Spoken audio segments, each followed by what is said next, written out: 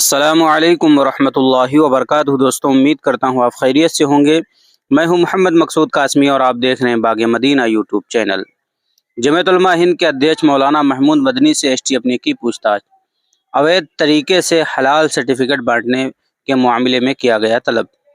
लखनऊ, अवैध तरीके से हलाल सर्टिफिकेट देने के मामले में यूपी एसटीएफ ने जमीयत उलमा हिंद के सदर एवं मुस्लिम धर्मगुरु मौलाना महमूद मदनी साहब से एसटीएफ ने पूछताछ की है।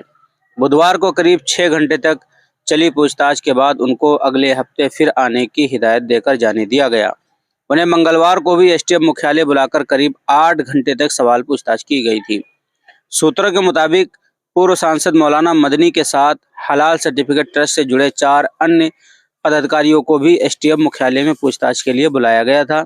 इन सभी से एसटीएफ के डिप्टी एसपी दीपक सिंह ने नेतृत्व वाली अधिकारियों की टीम ने बारी बारी से पूछताछ करने के बाद मौलाना महमूद मदनी से भी तमाम बिंदुओं पर सवाल किए हैं।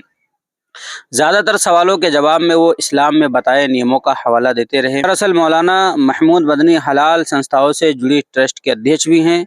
इन संस्थाओं से उनके संबंधों की पड़ताल में जुटी एसटीएफ को कुछ ऐसे प्रमाण हाथ में लगे थे जिसके आधार पर उन्हें तलब किया गया था।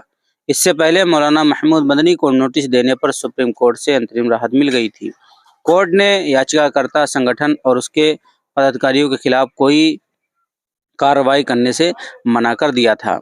4 पदाधिकारी गिरफ्तार। दरअसल बीते 18 नवंबर प्रदेश सरकार के खाद्य सुरक्षा एवं औषधि प्रशासन विभाग ने पूरे प्रदेश में हलाल उत्पादों की बिक्री को लेकर छापे मारे थे, जिसके बाद प्रदेश में हलाल सामानों की बिक्री पर प्रतिबंध लगा दिया गया था। तो दोस्तों, ये थी खबर मौलाना महमूद मदनी साहब के मुताबिक। एसटीएफ ने तकरीबन मौलाना महमूद मदनी साहब से 8 घंटे सवालों जवाब किए हैं और अगले हफ्ते फिर आने को कहा है।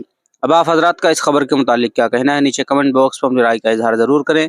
पहली बार चैनल को देख रहे हैं, सब्सक्राइब भी कर सकते हैं। चलिए दोस्तों, फिर मिलते हैं इंशाल्लाह जल्दी किसी नए वीडियो में। अस्सलामु अलैकुम रहमतुल्लाहि व बरकातुहू।